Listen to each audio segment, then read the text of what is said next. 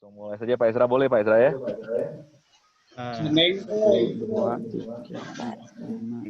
Sebelumnya, oke. Ya, selamat sore semua, Shalom. Shalom. Halo. Semua, oke. Untuk ketenangan kita semua, saya silakan untuk Bapak Ibu mau untuk bisa mute audionya masing-masing. Kalau tidak nanti akan dibantu oleh Tohana dari Pijar TV untuk memute mic Bapak Ibu semua sekalian. Supaya kita kebayang Bapak Ibu kalau ikut seminar semuanya ikut ngobrol kan, itu bukan seminar, itu namanya arisan ya. Jadi kita akan coba untuk mute, silakan Bapak Ibu bisa di mute semua. Terima kasih. Ya, acara ini terselenggara pastinya karena Bapak Ibu juga saat ini sedang stay at home ya, sedang stay at home dan Pijar TV, acara diselenggarakan oleh Pijar TV. Dan Bapak Ibu mungkin yang belum tahu Pijar TV, Pijar TV adalah sebuah stasiun TV yang memiliki visi untuk menyebarkan kabar baik kepada seluruh masyarakat Indonesia sampai ke pelosok. Oleh karena itu dengan satelit Anasat, Pijar TV saat ini juga berusaha agar Injil dapat disebarkan sampai seluruh pelosok Indonesia. Dan saat ini Pijar TV dapat diterima di Topas TV dan juga di Transvision. Dan untuk semua informasi tentang Pijar TV, Bapak Ibu bisa lihat di website di pijar.tv. Nah, saat ini Bapak Ibu sudah terdaftar dan ada alamat email Bapak Ibu juga. Nah, bagi Bapak Ibu yang mendaftarkan alamat email Bapak Ibu, maka Bapak Ibu nanti pada bulan April akan mendapatkan newsletter. Dan di dalam newsletter itu sendiri nanti akan ada program-program atau update dari Pijar TV yang Bapak Ibu bisa ikuti. Nah, Bapak Ibu kalau misalnya nggak bisa, saya Pijar TV, saya lihatnya di mana? Bapak Ibu bisa lewat parabola, lewat channel Sat, atau Bapak Ibu bisa lihat dari Topas TV, Transvision, atau melalui websitenya di pijar.tv. Nah, saat ini Bapak Ibu yang memiliki sosmed, saya yakin kalau udah ikut online seperti ini, pasti memiliki sosmed, ya kan? Pasti memiliki Instagram ataupun Facebook. Nah, silahkan Bapak Ibu bisa meng-capture screen Bapak Ibu, lalu juga mungkin bisa juga foto kegiatan di rumah sambil mengikuti seminar ini. Bapak Ibu nanti bisa mention Instagramnya Pijar TV. Instagram Pijar TV adalah Pijar TV. Lalu jadi Bapak Ibu bisa masukkan di Instagram story Anda sambil capture screen atau foto kegiatan seminar ini dengan mention Pijar TV. Dan setiap pertanyaan, nanti kita sambil jalan ini akan ada pertanyaan-pertanyaan mungkin yang terpikirkan oleh Bapak Ibu saudara sekalian. Bapak Ibu silakan bisa tuliskan pertanyaan di kolom chat. Bapak Ibu bisa lihat di handphone Anda, itu di bawah ada kolom chat, atau di laptop Anda atau di PC Anda itu ada kolom chat di bawahnya. Bapak Ibu bisa gunakan kolom chat, lalu klik everyone dulu, pastikan bahwa chat itu pada everyone ya. Kalau misalnya mau kenalan, silakan hubungi aja orang yang bersangkutan langsung. Tapi kalau everyone, berarti Bapak Ibu bisa menuliskan pertanyaan itu di kolom chat, lalu pastikan bahwa chat itu pada everyone. Nanti kita akan membahas pertanyaan Bapak Ibu. Kita akan membagi pada 2 sesi. Sesi yang pertama adalah sesi dari Pak Ezra Soru, akan menyampaikan materi tentang Paskah, karena kita percaya ada cerita-cerita atau kisah-kisah di balik Paskah yang mungkin Bapak Ibu belum ketahui, dan itu akan memperdalam iman kita. Dan sesi kedua, kita akan buka sesi pertanyaan, dan seminar ini akan berjalan kurang lebih sekitar 90 menit.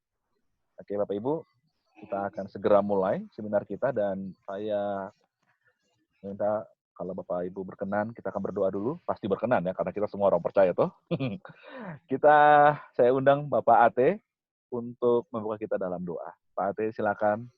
Boleh buka mic-nya, Pak Arthur. Mari semua kita berdoa sebelum acara ini dimulai. Mari kita berdoa. Bapa di surga, Bapa di dalam nama Yesus, kami bersyukur atas setiap anugerah kemurahan, bahkan kesempatan yang Tuhan boleh berikan bagi kami sore malam hari ini. Untuk kami boleh bersama-sama mengikuti seminar online ini Tuhan. Tuhan, mari Tuhan yang menguasai setiap hidup kami. Biarlah kami tetap fokus. Bahkan kami berdoa bagi hamba-Mu, Bapak Pendeta Ezra. Biarlah Tuhan yang urapi, Tuhan yang menyingkapkan dan menyatakan setiap rahasia-rahasia firman. Dan lewat seminar ini, kami boleh menerima banyak pengetahuan tentang kebenaran firman. Bahkan iman kami boleh semakin hari semakin ditumbuhkan Tuhan. Bahkan dimanapun kami berada, kami boleh menjadi alat Tuhan, menjadi berkat bagi semua orang, terkhusus bagi orang yang percaya. Kami sambut dan kami siap untuk mengikuti seminar ini hanya di dalam nama Tuhan Yesus Kristus. Haleluya. Amin. Amin. Oke, kita akan segera mulai. acara kita, Bapak Ibu kalau misalnya menggunakan laptop atau PC, Bapak Ibu bisa rubah, Bapak Ibu bisa lihat di atas ada speaker view atau gallery view. Itu bisa merubah tampilan. Speaker view berarti nanti yang bicara Pak Ezra akan muncul selalu Pak Ezra mukanya. Tapi kalau gallery view maka akan banyak orang yang akan muncul di layar. Jadi Bapak Ibu bisa ganti-ganti, ataupun kalau misalnya menggunakan handphone bisa digeser saja layarnya, dan Bapak Ibu bisa lihat satu orang atau banyak orang. Oke, kita akan segera mulai acara kita. Jadi Bapak Ibu silakan di-mute mic Bapak Ibu semua sekalian agar acara ini bisa berlangsung dengan baik. Kami persilakan Pak Ezra. Baik, shalom semuanya.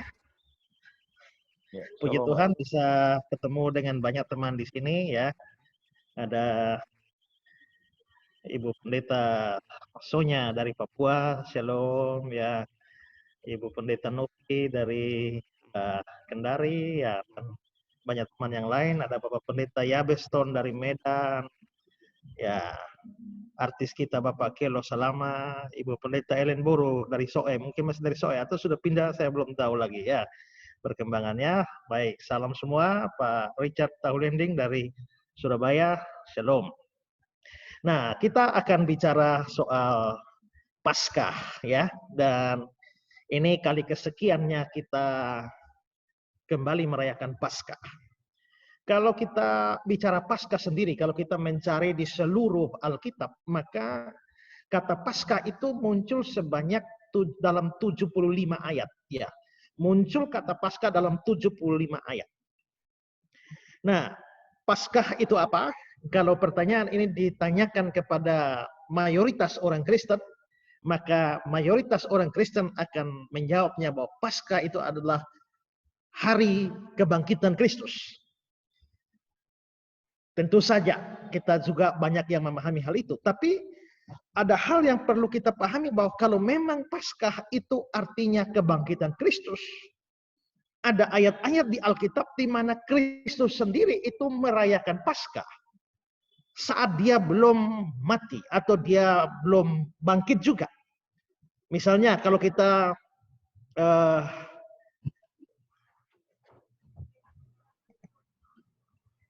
kita melihat misalnya di dalam Lukas pasal 2 ayat 41-42. Tiap-tiap tahun orang tua Yesus pergi ke Yerusalem, dan pada hari raya Paskah, ketika Yesus telah berumur 12 tahun, pergilah mereka ke Yerusalem seperti yang lazim pada hari raya itu. Jadi jelas terlihat bahwa pada waktu Yesus berumur 12 tahun, nah dia sudah ikut orang tuanya merayakan Paskah. Berarti Paskah itu sudah ada sebelum Yesus itu mati dan bangkit. Juga Matius 26 ayat 17-18. Pada hari pertama dari hari raya roti tidak beragi, pada hari pertama dari hari raya roti tidak beragi, datanglah murid-murid Yesus kepadanya dan berkata, "Di mana engkau kehendaki kami mempersiapkan perjamuan Paskah bagimu?" Jawab Yesus, "Pergilah ke kota kepada si anu dan katakan padanya, pesan guru, waktuku hampir tiba, di dalam rumahmu lah aku mau merayakan Paskah bersama-sama dengan murid." Berarti ini peristiwa sebelum Yesus mati. Tapi jelas dikatakan bahwa merayakan Paskah. Jadi di sini kita memahami bahwa memang sebenarnya mula-mula Paskah atau perayaan Paskah itu sama sekali tidak ada hubungan dengan Yesus. Itu bukan hari raya Kristen. Itu hari raya Yahudi, ya.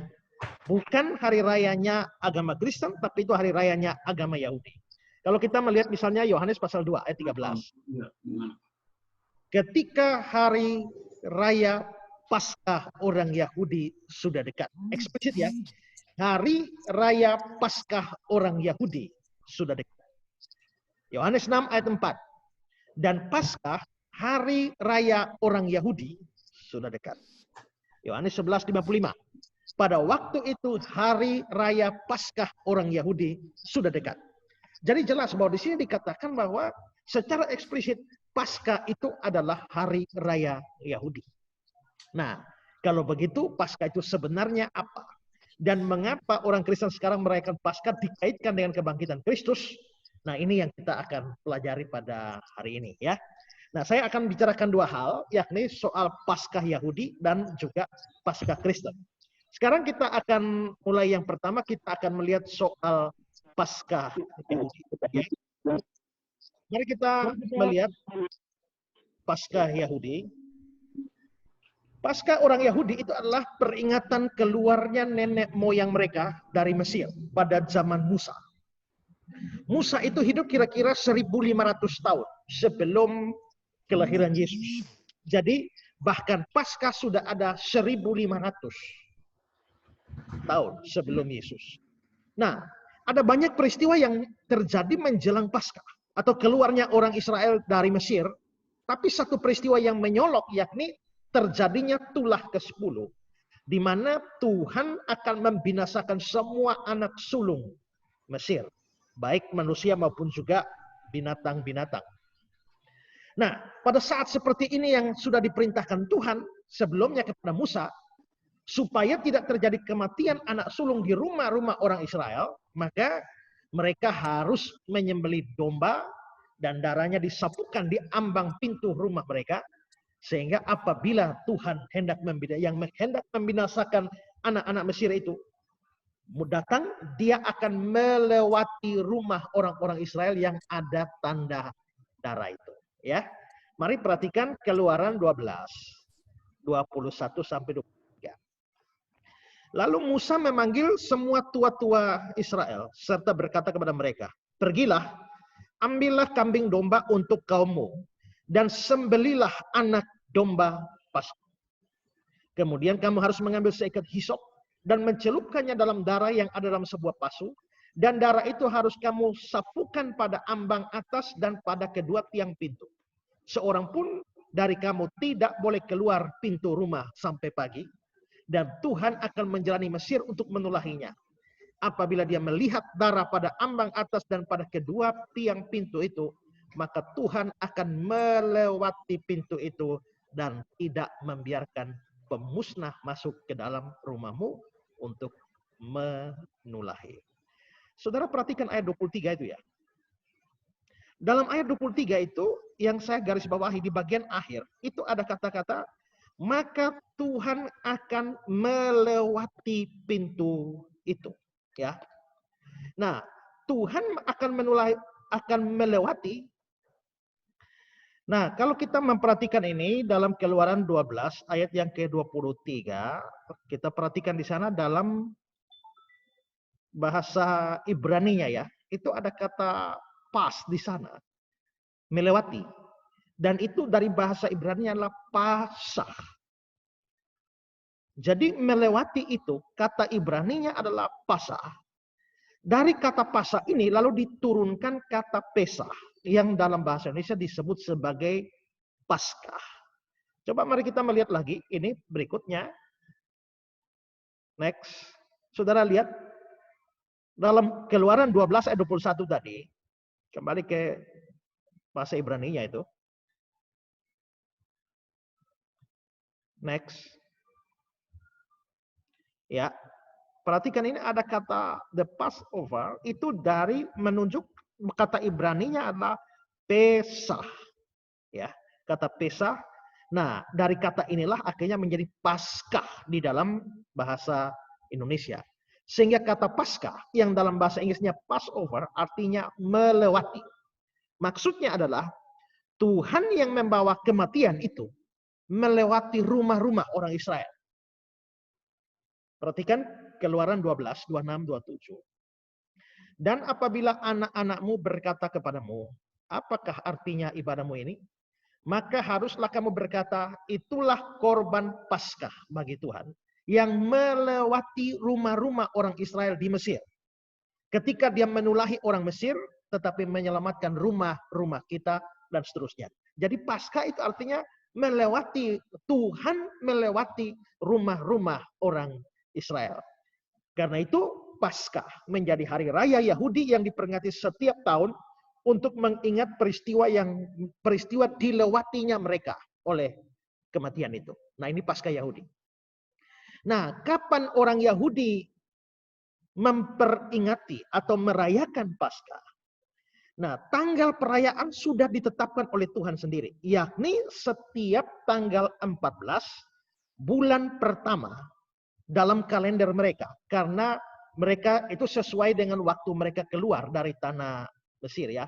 Coba perhatikan Imamat 23 ayat yang kelima. Imamat 23 ayat 5. Dalam bulan yang pertama, pada tanggal 14 bulan itu, pada waktu senja, ada Paskah bagi Tuhan. Berarti Paskah ini terjadi pada bulan pertama, tanggal 14. Bulan pertama tanggal 14, saya pernah tanya orang, ini berarti tanggal berapa? Ya, maka mereka bilang, oh ini berarti 14 Januari. Salah saudara, ya karena ini bukan kalender kita, ini harus mengacu kepada kalender Ibrani. Nah kalau saudara lihat di sini, ini adalah daftar kalender Ibrani. Next. Nah ini adalah daftar kalender Ibrani. Itu ada 12 bulan. Jadi bulan pertama itu adalah bulan Nisan, kedua Iyar, 3 Sivan, 4 Tammuz, 5 Av, 6 Elul, 7 Tisri, 8 Cevan, 9 Kisla, 10 Tevet, 11 Sefat, dan 12 Adar. Nah, saudara lihat, bandingkan ini dengan yang di pojok kanan yang adalah bulan-bulan dari kalender Gregorian. Sehingga lihat bulan pertama. Bulan pertama itu kan bulan Nisan. Nah, bulan Nisan itu kalau dibanding pada kalender Gregorian yang kita pakai itu ada di sekitar Maret, April. Biasanya pertengahan Maret sampai pertengahan April. Itu bulan Nisan kalau dibanding kita. Sehingga, saudara lihat kenapa perayaan-perayaan Paskah kita, Jumat Agung dan Paskah itu selalu di bulan Maret atau bulan April. Ya. Karena memang sesuai dengan bulan Nisan. Nah, coba ya, kalau saudara perhatikan biasanya pada Natal, kita itu kan selalu merayakan Natal pada tanggal 25 Desember. Pokoknya 25 Desember ditetapkan 25 Desember. Tapi coba perayaan Jumat Agung dan Paskah kita tidak sama tiap tahun. Beda-beda. Kadang-kadang bisa kena Maret, kadang-kadang bisa kena April. Kenapa bisa begitu? Nah, karena apa saudara? Karena Natal itu yang penting itu bukan hari. Natal itu yang penting itu adalah tanggal. Maka tanggal 25 Desember. Entah mau kena tahun ini 25 Desember kena hari Senin, kita oke-oke saja. Tahun berikut 25 Desember mau kena hari Jumat, kita juga oke-oke saja. Tapi itu beda dengan Paskah. Karena apa? Karena ada Jumat Agung. Maka kita tidak bisa. Yang Paskah itu, Jumat Agung dan Paskah yang penting bukan tanggal. Yang penting adalah hari. Karena ada Jumatnya. Kalau kita pakai tanggal, maka bisa jadi sekarang ini, hari kematian Yesus kena hari Jumat, tahun depan bisa kena hari Sabtu, berikut bisa kena hari Selasa. Jadi Natal itu yang penting tanggal, bukan hari. Tapi kalau Paskah, yang penting hari, bukan tanggal.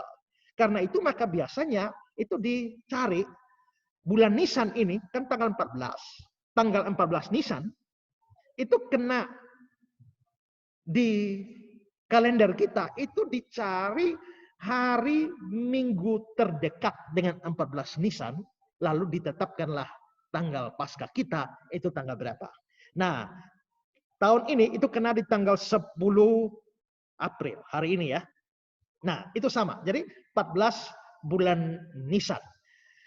Nah, kalau itu dikatakan, kalau saudara lihat situ kalendernya itu bulan Nisan, tapi coba kita melihat Ulangan 16 ayat 1. Ya. Ulangan 16 ayat 1.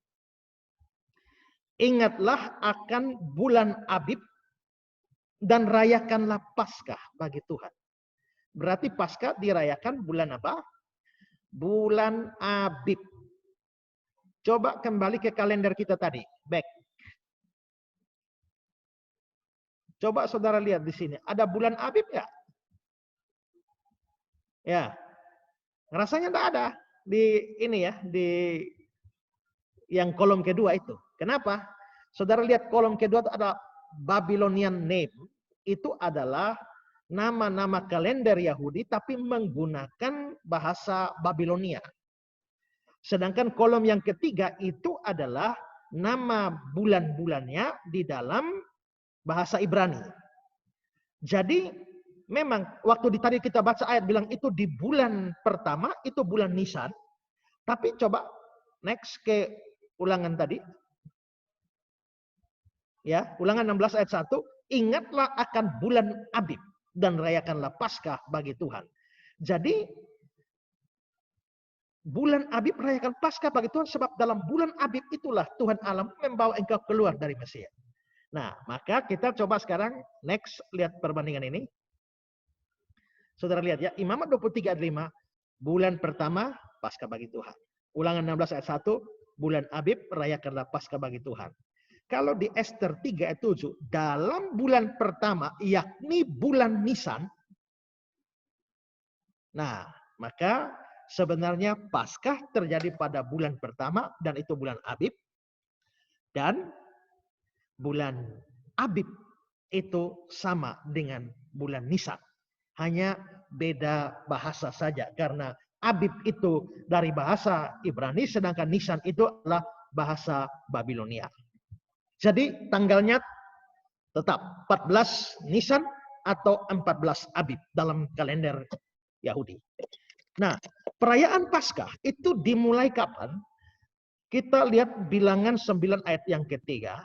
Next. Pada hari yang ke-14 bulan ini, pada waktu senja, haruslah kamu merayakannya waktu yang ditetapkan. Perhatikan dari keterangan waktunya, perayaan itu terjadi pada waktu senja. Jadi mulai dirayakan itu sore hari. Kenapa harus sore? Karena waktu Israel keluar dari Mesir itu terjadi pada sore hari. Lihat Ulangan 16 ayat 6. Ulangan 16 ayat 6. Engkau harus mempersembahkan korban Paskah itu pada waktu senja, ketika matahari terbenam, bertepatan dengan saat engkau keluar dari Mesir. Jadi memang itu bukan sembarang. Kalau ditetapkan perayaannya sore itu karena memang itu sesuatu yang penting. Tanggal 14 bulan Abib atau bulan Nisan pada waktu sore. Dan perayaan mereka dimulai sore hari itu berlangsung selama 1 minggu. Yakni 7 hari. Jadi kalau perayaannya dimulai pada tanggal 14 dan itu harus berlangsung 7 hari, maka itu perayaan Paskah itu harus sampai pada tanggal 21 bulan Nisan. Ya. Mari lihat Keluaran 12 ayat 16 dan ayat 18. Kamu adakanlah pertemuan yang kudus, baik pada hari pertama maupun pada hari yang ke-7. Terus ayat 18. Dalam bulan pertama pada hari yang ke-14 bulan itu pada waktu petang, sampai kepada hari yang ke-21 bulan itu waktu petang. Ya, jadi dirayakan 7 hari sampai tanggal 21. Semua orang Israel wajib mengikuti perayaan ini, kecuali mereka yang najis atau sedang dalam perjalanan. Selain dua itu, kalau lalai merayakan Paskah, maka akan dihukum mati. Bilangan 9 ayat yang ke-13. Bilangan 9 ayat yang ke-13. Bilangan 9 ayat 13. Sebaliknya, orang yang tidak najis dan tidak dalam perjalanan, tetapi lalai merayakan Paskah, orang itu harus dilenyapkan di antara orang-orang sebangsanya. Sebab dia tidak mempersembahkan persembahan yang kepada Tuhan pada waktunya, orang itu akan menanggung akibat dosanya. Ya, jadi yang diizinkan untuk tidak merayakan hanya orang yang najis atau dalam perjalanan. Bagaimana dengan orang yang najis dalam perjalanan? Mereka kan tidak bisa merayakan. Bagaimana mereka merayakan Paskah? Mereka tidak bebas juga. Mereka akan tetap merayakan, tapi di over 1 bulan setelahnya, yaitu bulan kedua, bulan Iyar, dalam tanggal yang sama. Itu saudara bisa lihat nanti dalam Bilangan 9 ayat 6-11, juga di 2 Tawarik pasal 30 ayat 2, ayat 3, ayat 15. Itu menjelaskan bahwa mereka harus tetap merayakan di bulan berikutnya pada tanggal yang sama. Jadi perayaannya 7 hari. Selama 7 hari itu mereka tidak boleh bekerja hal-hal lain kecuali hanya ngurus makan saja. Lihat Keluaran 12 ayat yang ke-16. Pada hari-hari itu tidak boleh diadakan pekerjaan apapun. Hanya apa yang perlu dimakan setiap orang, itu sajalah yang kamu sediakan. Jadi mereka cuma urus makan saja, tidak boleh kerja. Libur semua, ya. Hari pertama tanggal 14 pada waktu senja. Itu dimulainya perayaan Paskah itu ditandai dengan korban Paskah. Dan itu berupa domba atau lembu. Dan dikorbankannya domba atau lembu itu di kemah suci atau di bait Allah. Coba Ulangan 16 ayat 2 dan ayat 6. Maka engkau harus menyembelih kambing domba dan lembu sapi sebagai korban Paskah bagi Tuhan Allahmu. Lalu ayat 6. Engkau harus mempersembahkan korban Paskah itu pada waktu senja. Ya. Jadi pada waktu senja itu dikorbankanlah kambing atau domba di bait Allah. Domba atau kambing atau lembu sebagai korban Paskah ini itu sudah diasingkan 4 hari sebelumnya, yakni pada tanggal 10 bulan Nisan. Ini sesuai dengan yang terjadi di Mesir. Ya, coba lihat Keluaran 12 ayat 3 sampai 6. Katakanlah kepada segenap jemaat Israel, pada tanggal 10 bulan ini diambillah oleh masing-masing seekor anak domba menurut kaum keluarga. Seekor anak domba untuk tiap-tiap rumah tangga. Ayat 6. Ayat 6-nya. Kamu harus mengurungnya sampai hari yang ke-14 bulan ini. Jadi domba yang mau disembelih itu diasingkan dari tanggal 10, tanggal 14-nya disembelih. Jadi 4 hari. Nah, ini yang kemarin tuh ya, ada orang yang mengait-kaitkan corona ini dengan Paskah, Keluaran 12 ya. Lalu dia bilang, nah ini ada 4 sampai hari ke-14 dan kita juga dikasih social distancing pada 14 hari, 2 minggu. Nah, itu dikait-kaitkan padahal yang diasingkan ini bukan orang tapi domba. Dan itu pun bukan dari tanggal 1 sampai jadi pas 2 minggu, tapi itu dari tanggal 10. Jadi hanya 4 hari. Jadi kalau menghubungkan ayat-ayat ini dengan corona dan social distancing itu tafsir yang cocok logi yang tidak pada tempatnya ya. Nah, selanjutnya setelah penyembelihan itu di setiap rumah harus diadakan acara makan Paskah di setiap rumah atau perjamuan Paskah. Ini disebut seder ya, disebut seder di mana orang harus makan Paskah. Dan dalam perjamuan Paskah ini ada makanan-makanan seperti sup, kacang-kacangan, buah-buahan, dan juga minum anggur ya. Tapi ada 3 menu yang wajib ada. 3 menu wajib ada. Menu pertama yang wajib ada adalah, next, ada roti tidak beragi. Ini wajib ada. Perhatikan Bilangan 9 ayat 11. Pada hari yang ke-14, pada waktu senja, haruslah orang-orang merayakannya. Roti yang tidak beragi, haruslah mereka memakannya. Jadi harus makan roti tidak beragi. Kalau saudara belum pernah lihat model roti tidak beragi, nah ini di gambar berikut ini, ya. Ini adalah contoh roti tidak beraginya orang Yahudi. Jadi kayak kerupuknya kita ya, yang lebar-lebar itu. Ya, ini roti tidak beragi, ini harus ada, harus menu wajib. Mengapa ini harus ada? Mengapa perlu makan roti tidak beragi? Karena ini untuk mengingat dan menggambarkan betapa terburu-burunya mereka waktu hendak keluar dari Mesir. Jadi waktu mereka mau keluar dari Mesir, mereka kan buru-buru sehingga roti yang mereka bikin itu tidak sempat dikasih ragi. Jadi akhirnya yang mereka makan keluar dari Mesir itu rotinya tidak beragi. Lihat Keluaran 12. 33, 34, dan 39. Orang Mesir juga mendesak dengan keras kepada bangsa itu, menyuruh bangsa itu pergi dengan segera dari negeri itu. Sebab kata mereka, nanti kami mati semuanya. Next, 34. Lalu bangsa itu mengangkat adonannya sebelum diragi. Jadi karena diusir, mereka akhirnya mestinya bikin roti kasih ragi dulu. Tapi gara-gara harus buru-buru, tidak sempat diragi. Dengan tempat adonan mereka terbungkus dalam kainnya di atas bahunya. Terus ayat 39. Adonan yang dibawa mereka dari Mesir dibakar menjadi roti bundar yang tidak beragi. Sebab adonan itu tidak diragi karena mereka diusir dari Mesir dan tidak dapat berlambat-lambat, dan mereka tidak pula menyediakan bekal baginya.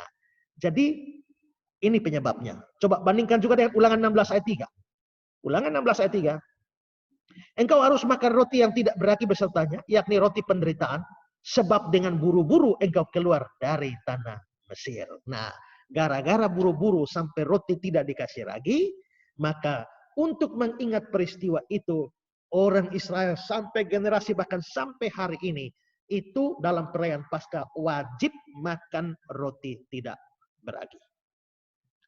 Selanjutnya, roti tidak beragi ini harus dimakan selama 7 hari perayaan itu.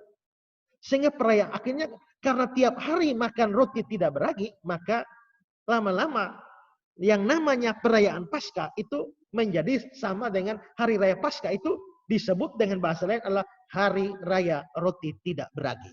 Ya, coba kita next, kita melihat Lukas 22 ayat 1. Hari raya roti tidak beragi yang disebut Paskah sudah dekat. Kenapa? Karena 7 hari makan roti tidak beragi semua. Makanya Paskah itu disebut sebagai hari raya roti tidak beragi. Selama hari-hari perayaan itu tidak boleh ada satupun yang beragi di rumah orang Israel. Berani memakan sesuatu yang beragi, akibatnya apa? Perhatikan Keluaran 12, 15-19.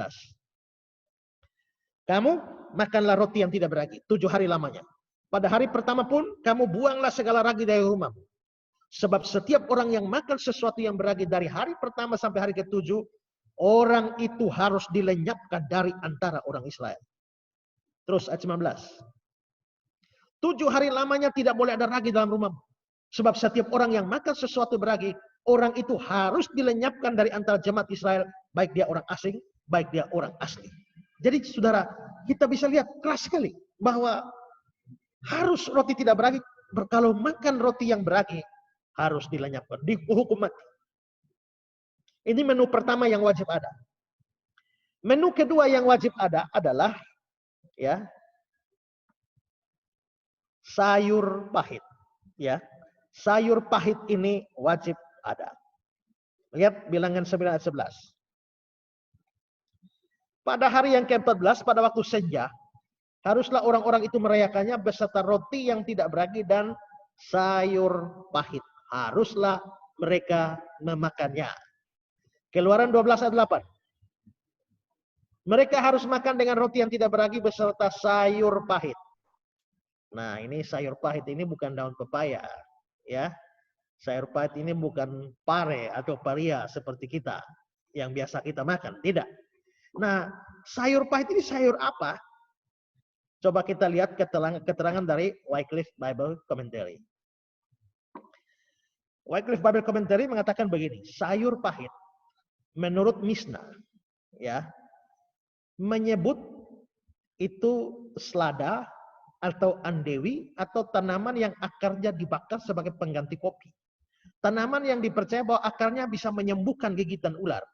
Sebuah tanaman yang bernama Latin Mentha piperita dan sejenis rumput berbunga kuning sebagai dapat diterima untuk sayur pahit. Nah, itu menurut keterangan dari Wycliffe Bible Commentary. Coba saudara lihat gambar ini. Nah, ini sayur pahit yang mereka makan ya. Ini bukan daun pepaya kita ya. Nah, kalau kita bagian timur ini hobi makan daun pepaya. Saya juga hobi makan daun pepaya itu. Nah, tapi bukan ini, bukan seperti kita ya.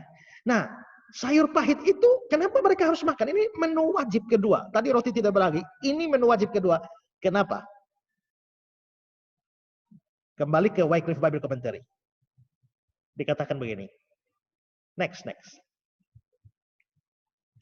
Semua ini dimaksudkan untuk mengingat kembali segala kepahitan hidup yang dialami Israel ketika mereka berada di Mesir. Ya, jadi makan sayur pahit itu untuk mengingat bahwa hidup ini terlalu pahit di Mesir, maka harus makan sayur pahit. Itu menu kedua yang wajib. Menu pertama roti tidak beragi, menu kedua sayur pahit. Menu ketiga itu adalah daging domba atau kambing. Ya, ini wajib juga. Daging domba atau kambing ini untuk mengingatkan mereka pada domba atau kambing yang disembelih pada hari terakhir di Mesir, yang darahnya disapukan di ambang pintu itu. Ya. Nah, penyembelihan domba atau kambing yang dimakan ini tadi sudah saya katakan itu dilakukan di Bait Allah. Setelah penyembelihan korban Paskah dan darahnya dipersembahkan di atas mezbah. Lalu domba atau kambing tersebut dibakar utuh, dimakan bersama roti tidak beragi dan sayur pahit. Nah, daging domba atau kambing itu tidak boleh dimakan mentah atau tidak boleh direbus. Itu harus dibakar. Dan harus dimakan sampai habis malam itu juga. Jika tidak habis, maka harus dibakar. Bakar sampai habis. Perhatikan, Keluaran 12 ayat 9 hingga ayat 10. Jangan kamu memakannya mentah atau direbus dalam air. Hanya dipanggang di api, lengkap dengan kepalanya dan betisnya dan isi perutnya. Janganlah kamu tinggalkan apa-apa dari daging itu sampai pagi. Apa yang tinggal sampai pagi, kamu bakar habis dengan api. Itu aturannya. Satu hal yang penting adalah bahwa domba atau kambing ini harus dimakan hati-hati. Ya, dimakan hati-hati supaya apa? Makan hati-hati supaya jangan sampai waktu dimakan ada tulang yang patah. Tidak boleh. Ya, coba perhatikan Keluaran 12 ayat 46. Paskah itu harus dimakan dalam satu rumah juga.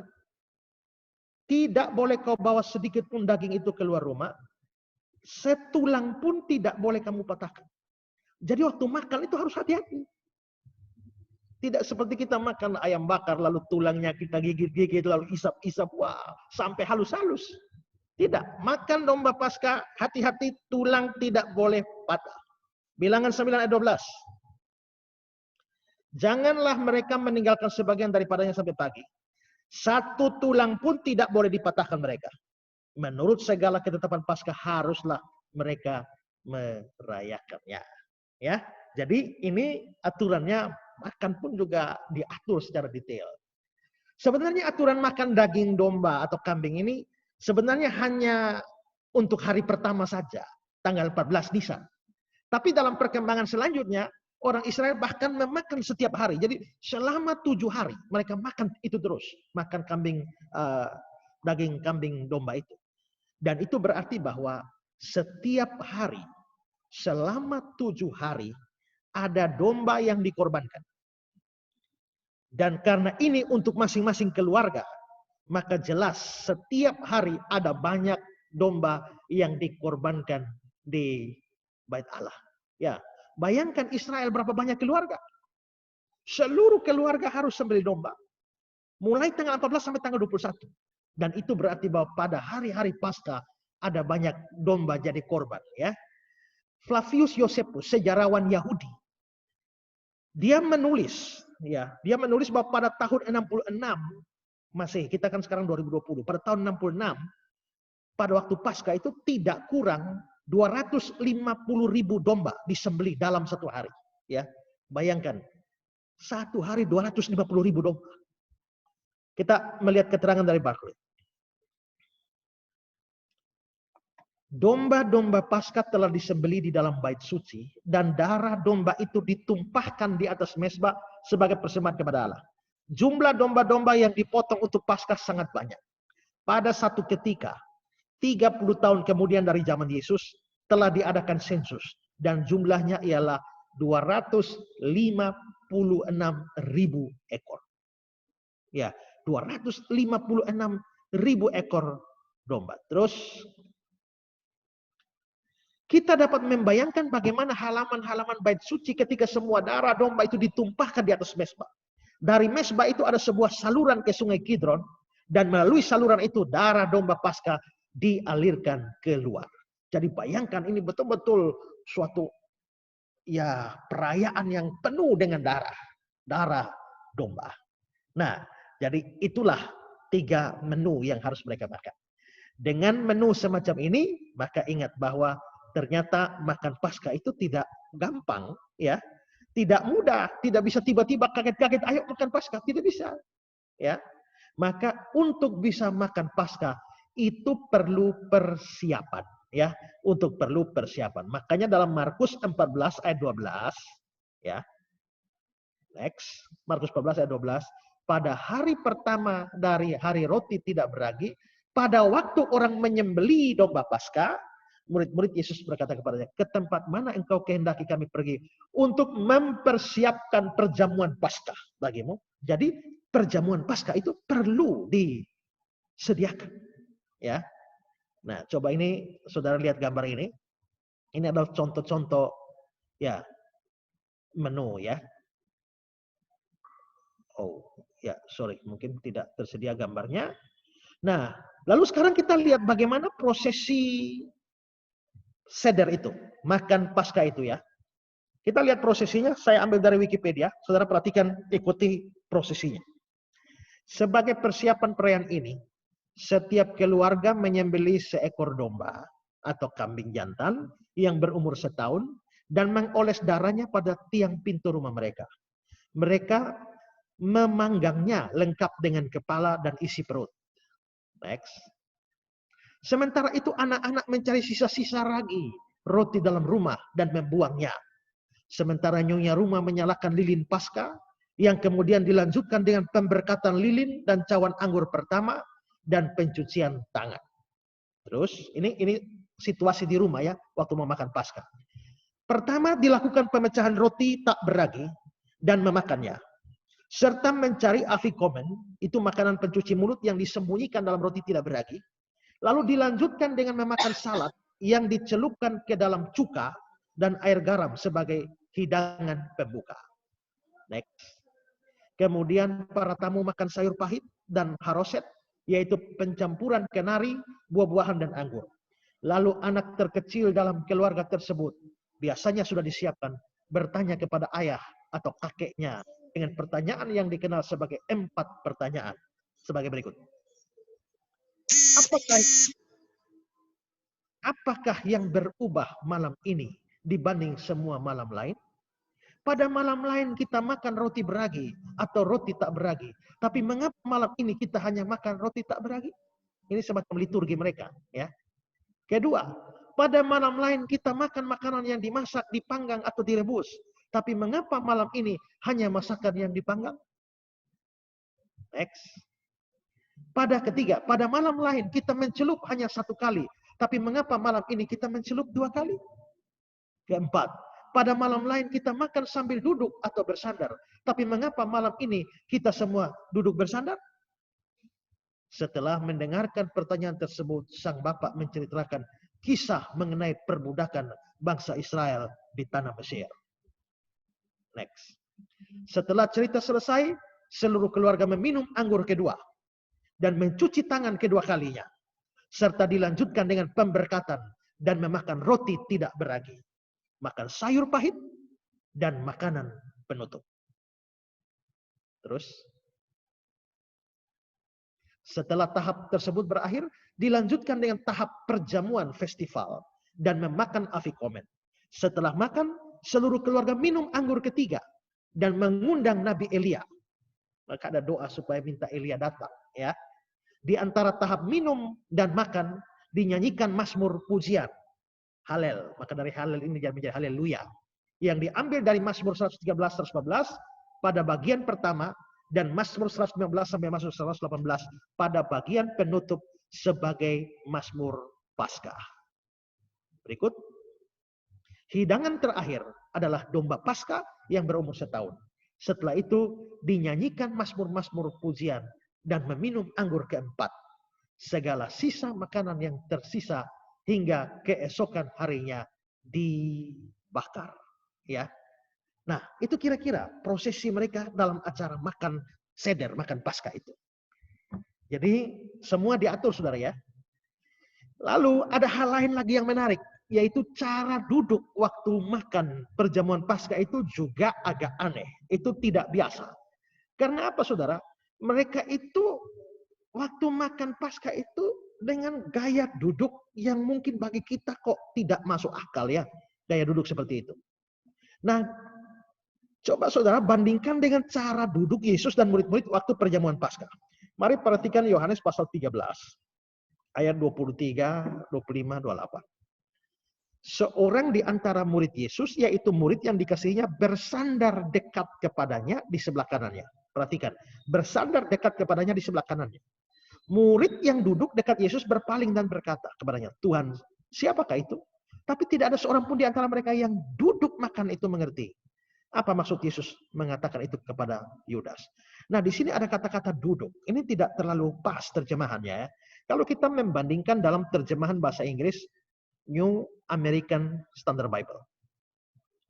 Ya, perhatikan bahwa ada kata-kata reclining, dia di sana bersandar pada dada Yesus. Jadi bukan duduk ya, bersandar pada dada Yesus.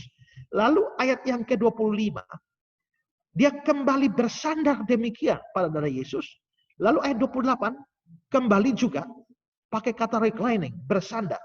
Jadi Alkitab Indonesia menerjemahkan duduk. Tapi dalam Alkitab bahasa Inggris dan juga bahasa asli itu bukan duduk, tapi bersandar. Jadi ini makan sambil bersandar.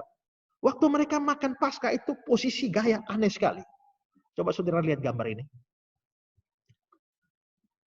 Nah ini kira-kira model makannya setengah tidur itu ya. Ya, next. Nah itu. Mereka makan Paskah model seperti itu. Mengapa mereka harus duduk dengan posisi aneh seperti ini? Ingat, semua detail Paskah itu tidak ada yang kebetulan. Semua ritualnya yang sampai kecil-kecil itu tidak ada kebetulan semua. Ini ada kaitan dengan makan Paskah pertama di Mesir. Di mana pada saat mereka makan itu mereka makan terburu-buru karena diusir oleh Firaun dan juga orang Mesir. Lihat Keluaran 12 ayat 11. Dan beginilah kamu memakannya. Ini waktu mau keluar dari Mesir ya. Pinggangmu berikat, jadi sudah ikat pinggang. Kasut pada kakimu, lengkap. Sepatu sudah di kaki, tongkat di tanganmu. Jadi bayangkan ini sudah siap kayak mau lari nih ya. Jadi sudah ikat pinggang, sudah pakai sepatu, sudah siap tongkat. Buru-burulah kamu memakannya. Itulah Paskah bagi Tuhan. Jadi makan itu harus, pada zaman itu mereka makan buru-buru. Makannya buru-buru. Itu Paskah yang pertama. Nah, setelah itu kan sudah Paskah yang pertama itu sudah lewat, mereka kan memperingati Paskah. Nah, dengan kata lain begini, dulu nenek moyangmu itu makan itu buru-buru, makan sambil berdiri, makan sambil pegang tongkat karena mau diusir. Tapi sekarang kamu sudah dibebaskan. Kamu sudah dibebaskan dari perbudakan Mesir. Maka tidak lagi seperti zaman dulu di mana makan terburu-buru, makan sambil berdiri. Sekarang kamu boleh makan sebebas-bebasnya. Jadi makan dalam gaya tidur, nikmat betul makannya. Ya. Karena itulah posisi duduk makan itu posisi tidur yang membuat kesulitan berdiri. Kalau di Mesir itu ini siap lari. Tapi sekarang Tuhan sudah membebaskan kamu. Karena itu nikmatilah makan Paskah itu sepuas-puasnya seperti orang-orang merdeka yang sudah diselamatkan. Dan karenanya tidak perlu berdiri, nikmati makan sambil tidur. Nah itu artinya ya, alasannya. Satu hal yang perlu diperhatikan adalah orang asing tidak boleh ikut rayakan Paskah. Dan makan perjamuan Paskah ini, kecuali orang-orang asing non-Israel yang sudah masuk agama Israel dan sudah disunat. Baru boleh ikut makan Paskah. Perhatikan Keluaran 12, 43, 44, 48. Berfirmanlah Tuhan kepada Musa dan Harun. Inilah ketetapan mengenai Paskah. Tidak seorang pun dari bangsa asing boleh memakannya. Orang luar Israel tidak boleh memakannya.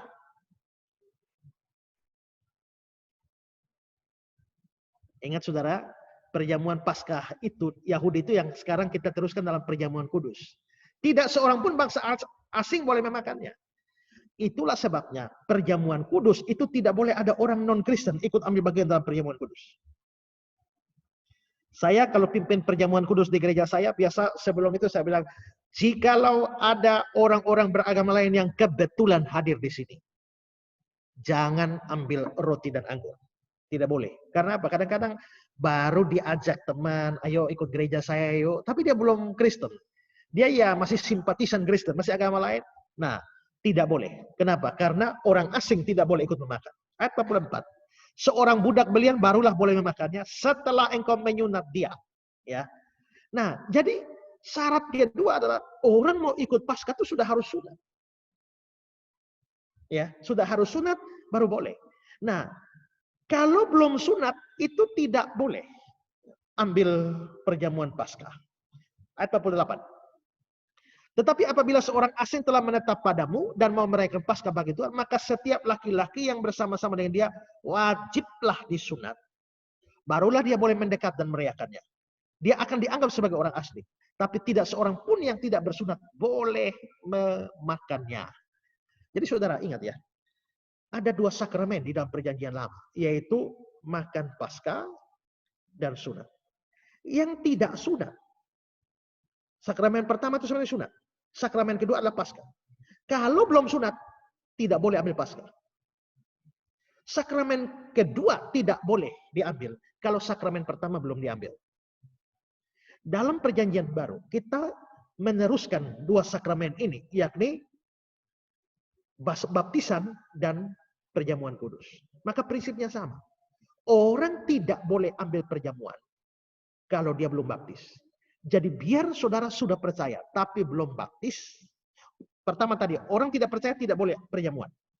Tapi kalau sudah percaya tapi belum baptis, tidak boleh ambil perjamuan kudus. Nah, itu menjadi dasar mengapa kita menerapkan demikian di dalam gereja kita atau gereja-gereja Protestan. Nah, semua yang saya gambarkan ini adalah gambaran tentang Paskah Yahudi. Dan saudara lihat ya, detail sekali.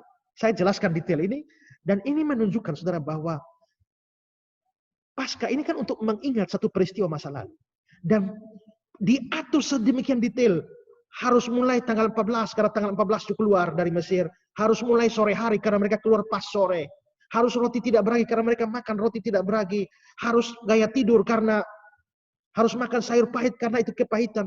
Semua detail terjadi. Itu artinya di dalam mengingat sesuatu. Tuhan mau kita mengingat sesuatu itu secara detail. Ya, detail sekali. Penting bagi Tuhan dalam hal mengingat masa lalu, karya Tuhan di masa lalu. Itu harus diingat secara ketat. Nah, itulah yang terjadi pada Paskah Yahudi. Oke, sekarang saya akan bahas hal yang kedua, yakni Paskah Kristen. Ya, Paskah Kristen. Nah, tadi sudah saya katakan bahwa di dalam Alkitab kita, kata Paskah itu muncul dalam 75 ayat. Khusus dalam perjanjian baru itu ada 28 ayat. Tapi menariknya, dari 75 ayat seluruhnya yang ada Paskah ini, tidak ada satu kata Paskah pun yang berkaitan dengan Paskah Kristen. Tidak ada. Semua bicara soal Paskah Yahudi. Tidak ada Paskah Kristennya. Lalu bagaimana ya orang Kristen merayakan Paskah? Apalagi orang Kristen ini non-Yahudi banyak, ya. Bahkan sampai sekarang mungkin di Yahudi sangat sedikit orang Kristen. Mayoritas orang Kristen adalah non-Yahudi yang tidak punya kaitan dengan sejarah Israel keluar dari perbudakan Mesir. Ya. Nah, begini. Sekalipun tidak ada satu kata Paskah pun dalam kitab suci yang menunjuk pada Paskah Kristen, tapi ada sejumlah fakta penting terkait dengan Yesus yang tidak secara kebetulan mirip atau boleh dikatakan sama persis dengan sejumlah unsur dalam Paskah Yahudi. Apa saja? Pertama, yang pertama adalah bahwa Yesus itu disalibkan bertepatan dengan hari Paskahnya Yahudi. Yesus disalibkan bertepatan dengan hari Paskah Yahudi. Kalau kita melihat catatan-catatan Injil tentang waktu penyaliban Yesus dalam kaitan dengan Paskah Yahudi, kita agak dipusingkan dengan ini. Ada kesan bahwa Yesus disalibkan setelah perayaan Paskah. Ya, coba lihat Markus 14 ayat 12. Pada hari pertama dari hari raya roti tidak beragi, pada waktu orang menyembeli domba Paskah, oh berarti Paskah sudah jalan. Murid-murid Yesus berkata kepadanya, ke tempat mana engkau kehendaki kami pergi untuk mempersiapkan perjamuan Paskah bagimu? Berarti Paskah jalan duluan. Yesus belum mati. Kalau begitu, Yesus dari ayat ini kita bisa menyimpulkan Yesusnya mati setelah Paskah. Yesusnya mati setelah dia sendiri merayakan Paskah. Jadi habis Paskah baru Yesus mati. Tapi sejumlah ayat yang lain memberi kesan bahwa Yesus disalibkan sebelum Paskah. Lihat Yohanes 18 ayat 28. Mereka membawa Yesus dari Kayafas ke gedung pengadilan. Ketika itu hari masih pagi. Mereka sendiri tidak masuk gedung pengadilan itu. Supaya jangan menajaskan diri. Sebab mereka hendak makan Paskah. Nah Yesus diserahkan ke Kayafas. Mereka hendak makan Paskah. Berarti Paskah belum terjadi. Yohanes 19:14. Hari itu ialah hari persiapan Paskah. Berarti masih persiapan. Kira-kira jam 12. Kata Pilatus kepada orang Yahudi. Inilah rajamu. Berarti Yesus diserahkan untuk disalibkan. Itu sebelum Paskah. Nah ini membingungkan. Tadi kok setelah Paskah. Tapi yang sekarang kok sebelum Paskah. Ini bagaimana? Nah kita mungkin dibingungkan dengan waktu ini. Tetapi hal itu sebenarnya tidak jadi masalah kalau kita memahami bahwa sebenarnya harinya orang Yahudi itu hitungannya tidak seperti kita. Kalau kita hari itu dimulai kapan? Pukul 00. Tapi orang Yahudi itu hari itu dimulai pukul 6 sore. Jadi jam 6 sore itu ganti tanggal.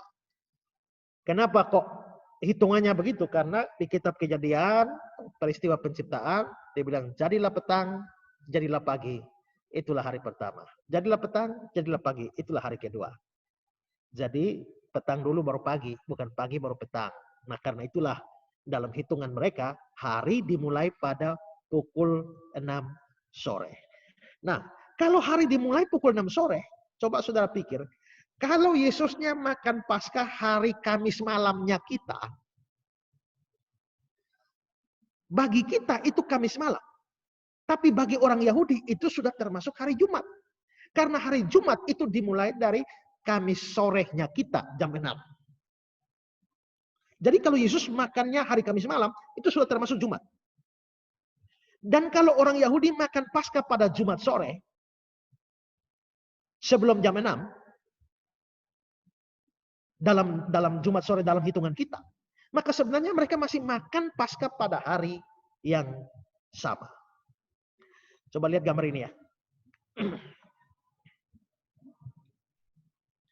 Nah, saudara lihat. Hari Jumatnya orang Yahudi itu sudah berlangsung dari hari Kamis kita, jam 18. Nah, kelihatannya Yesus itu makan Paskah di hari Kamisnya kita. Beberapa jam setelah jam 6 sore. Tapi karena hari Kamis malam itu, hari Kamis malam kita itu dianggap hari Jumat, maka Yesus tetap makan Paskah pada hari Jumat. Setelah Kamis jam 6 sore itu ya. Setelah Yesus makan Paskah, lewat terus, hari itu berjalan terus. Jadi saudara lihat yang dalam gambar ini, yang warna biru ini adalah hitungan waktu di dalam pikiran, dalam hitungan Yahudi. Maka mulai jam 18, hari Kamis kita, terus ini Yesus baru disalib. Saudara lihat gambar itu, Yesus disalib. Jadi Yesus makan Paskah dulu, lalu dia disalib. Habis disalib, dia mati. Habis dia mati, baru orang Yahudi makan Paskah. Saudara lihat, antara Yesus makan Paskah dengan orang Yahudi makan Paskah itu masih ada pada hari yang sama. Ya, hari yang sama. Saudara coba lihat, hari berbeda. Hari sebelumnya itu yang warna merah sebelah kiri. Hari sesudah itu adalah warna merah sebelah kanan. Satu hari, itu hari yang biru itu semua satu hari. Jadi Yesus dan orang Yahudi makan Paskah pada hari yang sama. Hanya beda jam. Yesus makan lebih dulu. Orang Yahudi makan belakangan. Kenapa Yesus makan lebih dulu? Kan mestinya kan sore aturannya. Kenapa Yesus makan lebih dulu? Karena dia akan mati. Kalau dia sudah mati, berarti dia tidak bisa merayakan. Maka pas hari itu, harusnya Paskah itu makan sore hari. Tapi Yesus itu makan pada malam, hari Kamis malamnya kita, ya. Sehingga karena berikutnya dia akan disalibkan mati, sehingga dia tidak sempat mengikuti tepat waktu, maka dia merayakannya lebih dulu. Ya, itu perhitungannya. Jika demikian, maka sesungguhnya saudara lihat gambar tadi itu ya. Seluruh warna biru ini semua tanggal 14 Nisan. Yesus makan Paskah tanggal 14 Nisan. Orang Yahudi makan Paskah 14 Nisan di ujungnya. Dan Yesus mati di tengahnya 14 Nisan. Berarti Yesus memang mati persis hari Paskahnya orang Yahudi. Lihat Matius 26 ayat 1 dan 2. Berkatalah ia kepada murid-muridnya, kamu tahu bahwa 2 hari lagi akan dirayakan Paskah. Maka anak manusia akan diserahkan untuk disalibkan. Dari kata-kata ini jelas bahwa anak manusia akan diserahkan untuk disalibkan itu persis hari Paskah. Hari Paskah. Ya. Oke, ini hal pertama. Yesus mati persis hari Paskahnya Yahudi. Kedua, hal yang kedua adalah kematian Yesus waktunya itu bertepatan dengan waktu penyembelihan domba Paskah. Tadi sudah saya jelaskan bahwa pada permulaan hari Paskah tanggal 14 itu harus ada kambing, domba, lembu yang dikorbankan. Dan itu terjadi pada sore. Keluaran 12 ayat 6. Kamu harus mengurung kambing domba itu sampai hari ke-4 bulan ini. Lalu seluruh jemaat Israel yang berkumpul harus menyembelihnya pada waktu senja. Jadi korban Paskahnya itu dilakukan pada sore hari. Dan ternyata saudara, Yesusnya memang mati pada sore. Lukas 23, 44, 46.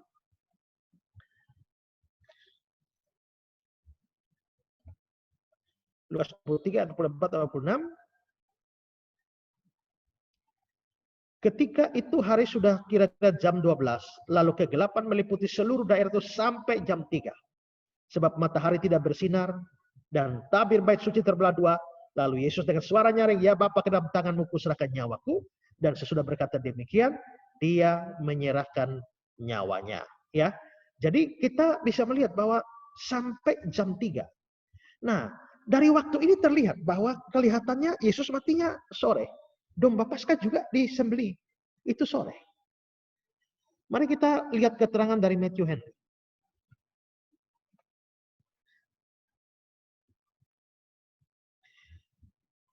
Matthew Henry mengatakan, dia pun mati.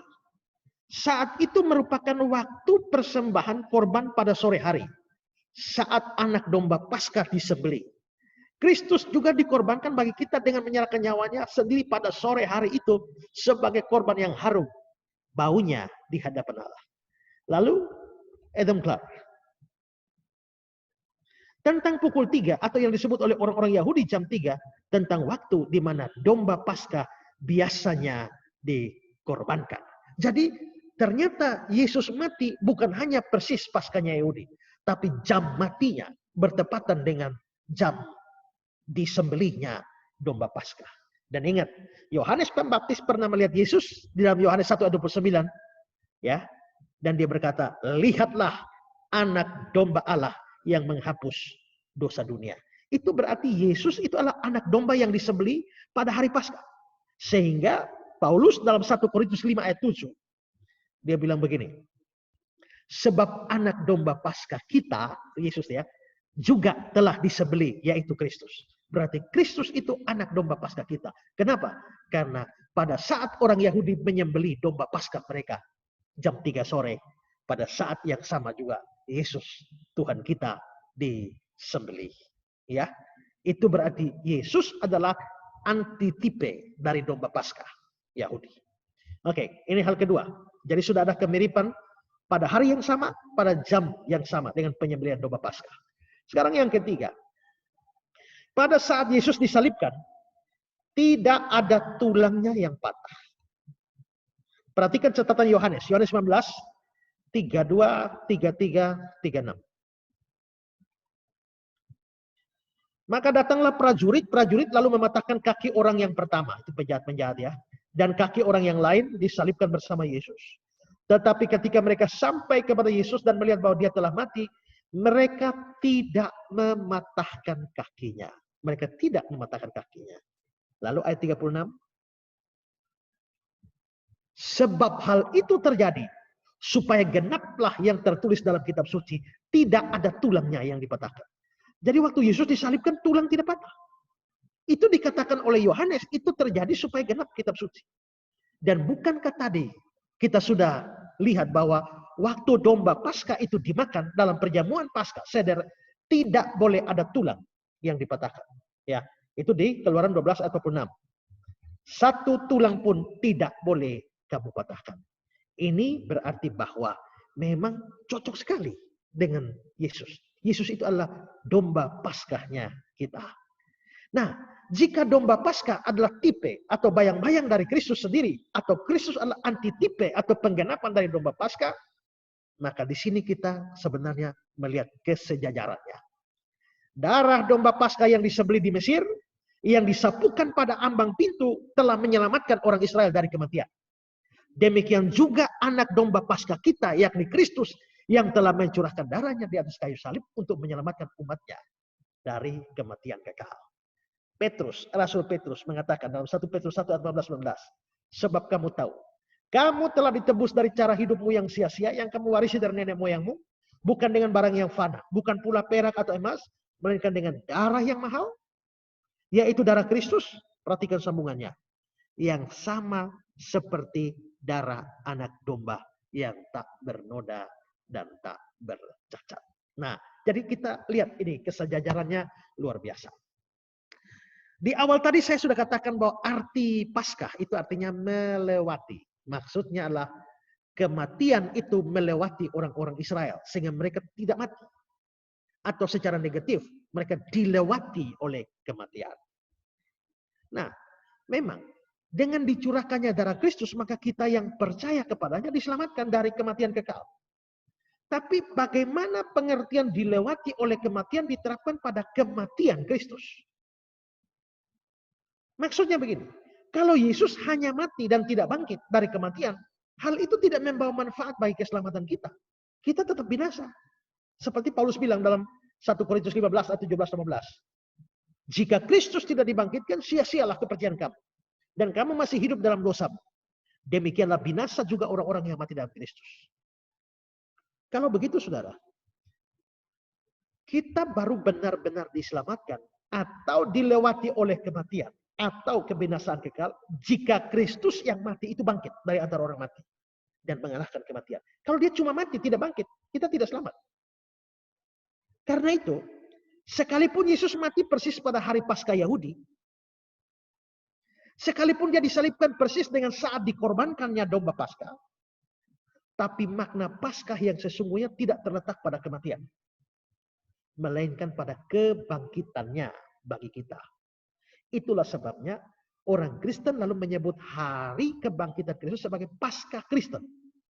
Dan itulah sebabnya kita rayakan setiap tahun termasuk pada hari ini. Jadi kalau Yesus, maksud saya begini saudara ya, lihat ya, Paskahnya Israel itu dengan persis domba Paskah disembelih. Nah, kalau Yesus adalah domba Paskah sejajar, Yesusnya mati hari Jumat. Maka mestinya kita Paskah hari Jumat dong. Supaya pas. Tapi kalau kita artinya melewati, ya hari Jumat Yesus mati, ya kita belum dilewati dong. Kapan dilewati? Saat Yesus bangkit dari antara orang mati. Maka seharusnya Paskah itu kena hari Jumat. Tapi karena Yesus belum bangkit, baru bangkit hari Minggu, maka dari sudut pandang orang Kristen, kebangkitan lebih penting, ya. Karena itu Sabtu, Minggu. Maka Paskah yang mestinya Jumat digeser ke Minggu. Sehingga orang Kristen lalu merayakan Paskah bukan pada hari Jumat, tapi pada hari Minggu. Nah, pergeseran itulah dalam sudut pandang Kristen lah, sehingga akhirnya ya kita merayakan Paskah pada hari Minggu dan tidak sama dengan Paskah Yahudi yang seharusnya 14 Nisan hari Jumat itu, ya. Nah, dari sini kita bisa lihat ada perbedaan antara Paskah Yahudi dan Paskah Kristen. Karena itu saudara, janganlah ikut-ikutan dengan pendeta-pendeta tertentu atau gereja-gereja tertentu yang di satu sisi menolak merayakan Natal. Tapi di sisi lain mereka merayakan Paskah Yahudi. Dengan makan roti tidak beragi, makan daging domba, makan sayur pahit. Ya, ada juga pendeta seperti itu yang menyelenggarakan di gerejanya. Makan sayur pahit, itu Paskah Yahudi, bukan Paskah Kristen. Dan seharusnya kita merayakan Paskah Kristen, bukan Paskah Yahudi. Juga saudara, ini nanti, ini masih hari Jumat ya, jadi belum rame. Nanti hari Minggu baru rame. Rame apanya? Rame orang berdebat. Berdebat apa? Berdebat yang betul itu adalah Happy Easter atau Happy Passover. Kan begitu ya? Jangan Happy Easter. Easter itu begini berasal dari dewa Ishtar yang artinya itu kafir dan lain sebagainya. Jadi kita harus pakai Happy Passover. Saudara-saudara, Happy Passover yang dipakai itu, Paskah itu Happy Passover itu adalah Paskahnya Yahudi, ya. Paskah Yahudi itu. Sehingga kita kalau mau pakai Happy Passover, maka kita akhirnya ya sama dengan kita merayakan Paskah Yahudi. Saya tidak anti kalau orang mau mengucapkan Happy Passover sepanjang pengertiannya benar dalam arti Kristen. Seperti yang sudah saya jelaskan. Tapi kalau pengertian Yahudi, maka itu menjadi salah. Ya. Di sisi lain, saya juga tidak setuju kalau orang anti terhadap kata Easter. Karena katanya, kata Easter itu berasal dari kata Ishtar. Dan Ishtar itu adalah perayaan kebangkitan seorang dewa bernama Dewa Tamus. Dan karenanya kita tidak boleh bilang Happy Easter. Saya kira tidak juga, karena itu hanya bahasa. Dan ingat bahwa istilah-istilah yang kita pakai juga banyak diambil dari istilah kafir kok. Tapi istilahnya saja. Artinya, isinya dibuang, istilahnya dipakai, isinya diganti dengan isi Kristen. Ada banyak istilah Kristen yang bahkan muncul dalam kitab suci, itu berlatar belakang kafir. Misalnya istilah raja segala raja. Istilah raja segala raja itu awalnya adalah milik raja kafir, Artasasta. Dalam Esra pasal 7 ayat 12. Tapi itu diadopsi dan diterapkan pada Yesus. Di Wahyu 17 ayat 14, Wahyu 11 ayat 16. Di mana kita lalu mengatakan bahwa, Yesus itu adalah raja segala raja, ditambah Tuhan segala Tuhan. Ya. Demikian juga bahkan kata Yunani Theos yang artinya Allah itu juga berlatar belakang kafir. Selain itu ada sumber lain yang tidak mengaitkan Easter dengan latar belakang kafir ya. Latar belakang kafir seperti yang saya kutip dari Sabda ya. Coba bisa lihat kutipannya.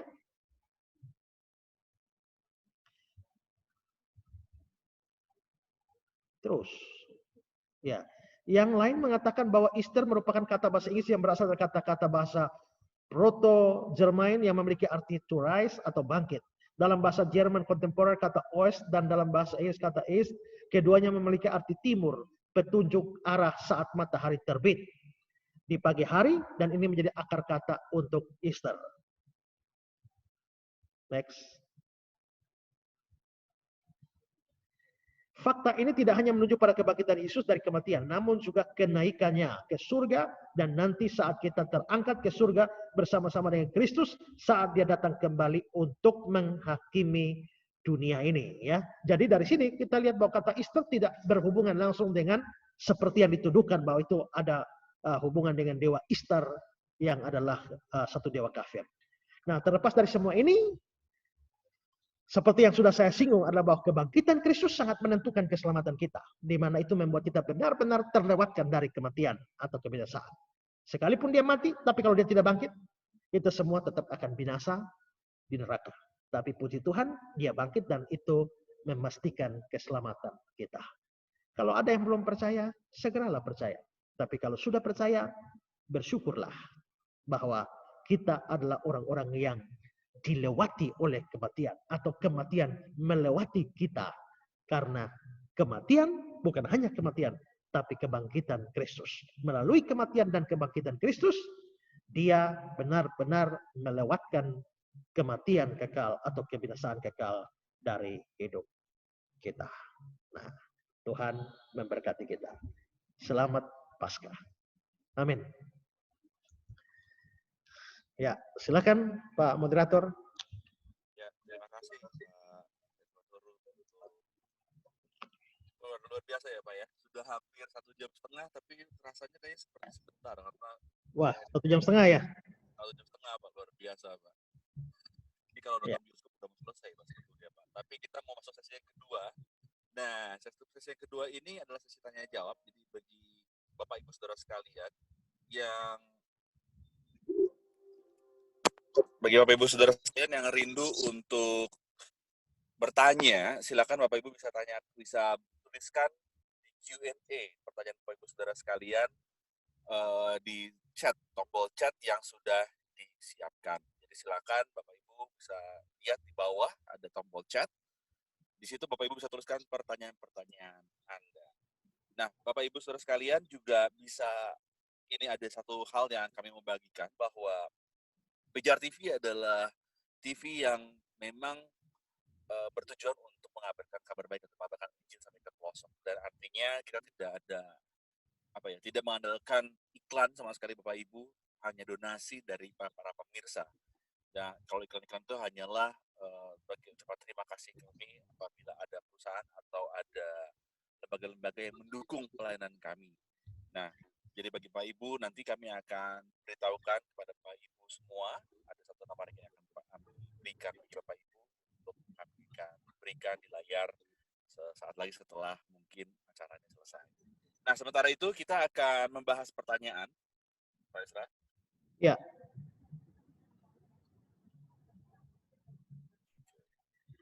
Oke. Ada beberapa pertanyaan yang sudah masuk, Pak Ezra. Pak Ezra juga bisa lihat di tombol chat, Bapak Ezra, ya. Ini ada pertanyaan masuk dari Saudara Roberto Eko Pranata.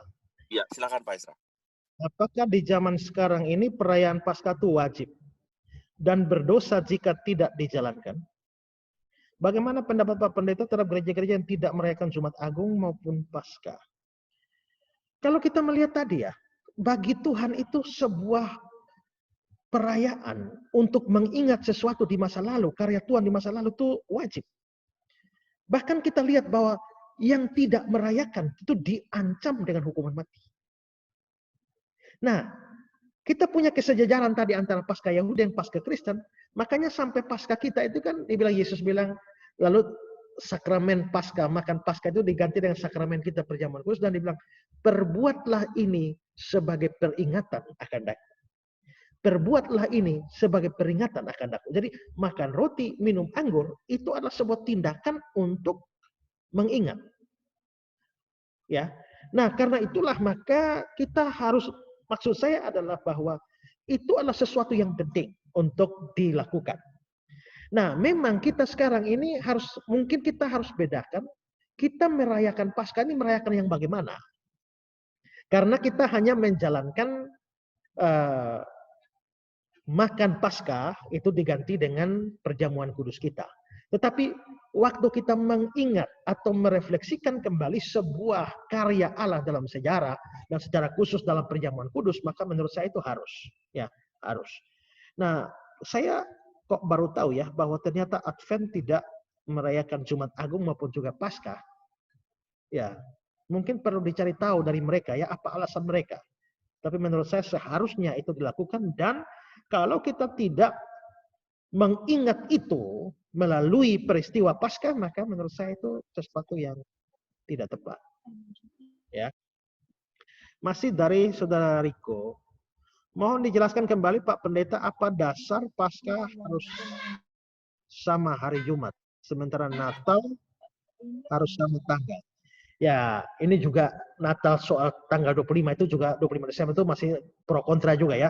Tapi terlepas dari pro kontranya, kita ikut kesepakatan umum bahwa Natal itu 25 Desember.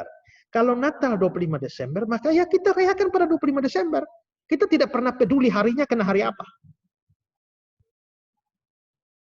Tahun ini 25 Desember kena Rabu, tahun depan 25 Desember kena Kamis, tahun berikut kena Jumat, kita nggak masalah. Pokoknya yang penting 25 Desember kita bikin Natal.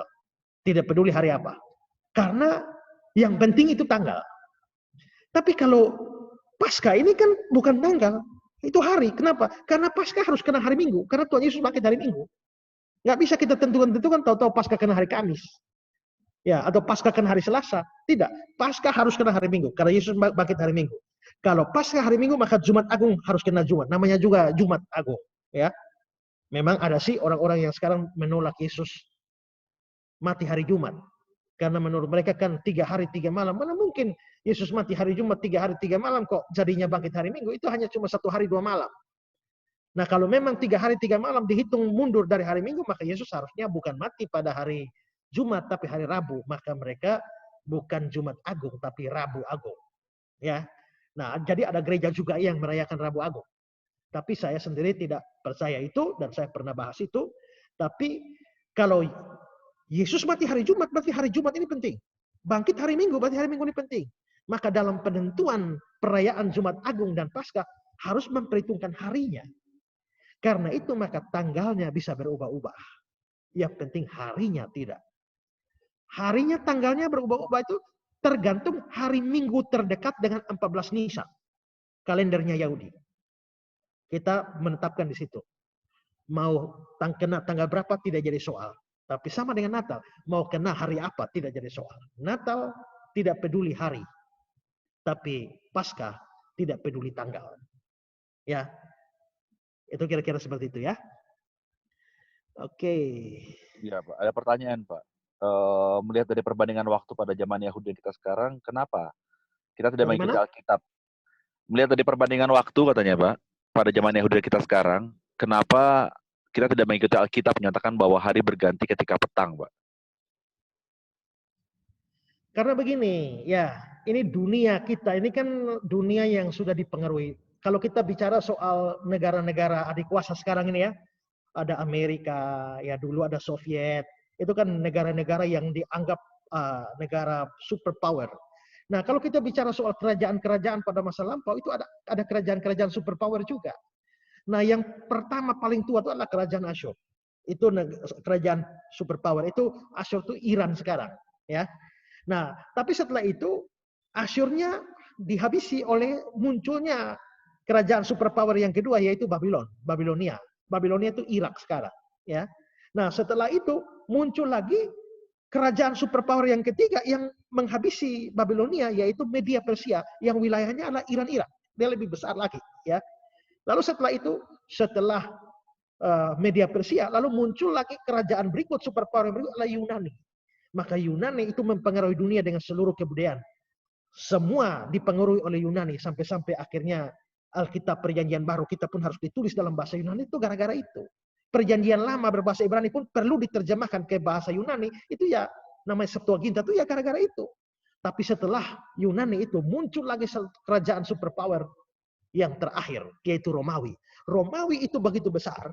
Nah, makanya Perjanjian Baru itu Yesus lahir, itu latar belakang dunia sudah dikuasai oleh Romawi. Jadi biarpun ada orang Israel, orang Yahudi, tapi Yahudi itu kecil, tidak ada apa-apa dibanding Romawi. Romawi ini hampir seluruh dunia. Dan pengaruh Yunani Romawi begitu besar, lalu sampai ketika pemimpin-pemimpin besar mati, saking terlalu besarnya Romawi, mereka tidak bisa urus itu kerajaan lagi. Terpaksa bagi dua, menjadi Romawi Timur, Romawi Barat. Romawi Barat itu kekuasaannya di Roma, Italia, sedangkan Romawi Timur itu pusatnya di Damaskus, Konstantinopel di Turki. Lalu akhirnya pecah-pecah. Tapi dunia sedang dikuasai oleh Romawi. Maka kita akhirnya ikut-ikut. Kalender kita ini kan Januari, Februari, Maret, April, itu kan semua kan nama-nama Romawi itu, ya. Agustus itu dia, ingat Kaisar Agustus itu kan nama Romawi. Nah, itu nama-nama dewa Romawi. Karena itulah maka bukan hanya kalender Romawi yang mempengaruhi kita, tapi bahkan sampai hitungan-hitungan waktu juga kita mengikuti hitungan Romawi yang memang memulai pada pukul 00. Nah, maka sekalipun Yahudi pukul 6 sore, tapi dunia sedang dikuasai Romawi, maka akhirnya seluruh dunia, sama seperti kalender Romawi diikuti oleh seluruh dunia, demikian juga perhitungan waktu Romawi diikuti oleh seluruh dunia. Sehingga akhirnya kita lebih ikut yang Romawi ketimbang yang Yahudi. Ya, gitu. Ya, ini ada pertanyaan Pak tentang perjamuan kudus, Pak. tadi Bapak sudah jelaskan bahwa memang yang belum percaya tidak boleh mengikuti perjamuan kudus ya Pak ya. Tapi bagaimana dengan orang-orang yang mungkin dia adalah orang percaya tapi belum dibaptis Pak? Apakah boleh mengikuti perjamuan kudus? Dan juga bagaimana dengan anak-anak? Apakah anak-anak boleh mengikuti perjamuan kudus? Dan apakah landasan Alkitabiah dalam hal tersebut? Terima kasih Pak. Ya, jadi begini. Tadi kan sudah saya jelaskan bahwa di dalam Yahudi ada 2 sakramen. Sakramen pertama sunat, sakramen kedua adalah Paskah. Yang belum ikut sakramen pertama sunat tidak boleh ikut sakramen kedua. 2 sakramen ini dilanjutkan oleh gereja di mana sunat ke baptisan dan Paskah ini ke perjamuan kudus. Prinsipnya tetap sama. Yang belum mengikuti sakramen pertama tidak bisa mengikuti sakramen kedua. Jadi biarpun dia sudah percaya tapi belum dibaptis, dia tidak bisa mengikuti perjamuan kudus. Ya, karena itu syarat untuk mengikuti perjamuan kudus adalah dia harus sudah percaya dan sudah dibaptis. Nanti di dalam tradisi gereja Protestan itu kan ditambah dengan harus tabisidi. Kenapa sampai harus tabisidi? Kan gini, gereja Protestan ini kan menerima baptisan anak. Kalau baptisan anak kan waktu anak dibaptiskan belum percaya. Maka anak itu harus dituntun melalui pelajaran katekisasi. Setelah pelajaran katekisasi, dia harus percaya dari diri sendiri. Makanya ditandai dengan tabisidi. Dengan kata lain, asumsinya kalau sudah tabisidi artinya sudah percaya. Maka dia boleh mengambil bagian di dalam perjamuan kudus. Walaupun dalam kenyataannya banyak orang sudah tabisidi juga, tapi belum percaya. Nah itu jadi persoalan. Nah tapi syaratnya harus percaya, harus dibaptis, baru boleh ambil perjamuan. Nah anak-anak ini, kalau memang syaratnya seperti itu kan, anak-anak ini memang sudah dibaptis, tapi apakah anak-anak sudah bisa percaya dari diri sendiri? Nah itu yang menjadi kesulitan. Makanya bagi saya kelihatannya sukar untuk kita memikirkan bahwa anak-anak betul-betul adalah sudah menjadi orang percaya seperti yang dituntut oleh kitab suci. Karena itu menurut saya seharusnya anak-anak tidak boleh mengambil bagian dalam perjamuan kudus. Sampai mereka betul-betul mengerti tentang Injil dan menerima Injil itu, baru mereka boleh mengambil bagian dalam perjamuan kudus. Ya, terima kasih Pak Ezra. Mengenai sejarah kembali Pak, kalau boleh kita membahas sejarah Pak. Sebetulnya tirai bait suci terbelah 2 itu, apakah sebelum Yesus mati atau setelah Yesus mati? Karena ada perbandingan firman Tuhan juga yang sudah dituliskan dalam pertanyaan. Jadi pertanyaannya adalah, apakah tirai bait suci terbelah 2 sebelum Yesus mati atau setelah Yesus mati Pak sebetulnya Pak? Sabar ya, saya buka beberapa ayat tentang itu. Kalau yang sebelum Yesus mati pada Lukas 23 ayat 45-46. Kalau kita melihat tabir bait suci itu, Lukas 23 ayat 44-46. Ketika itu hari sudah kira-kira jam 12.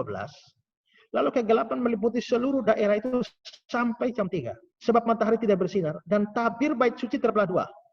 Lalu Yesus berseru dengan suara nyaring, "Ya Bapa, ke dalam tanganmu kuserahkan nyawaku."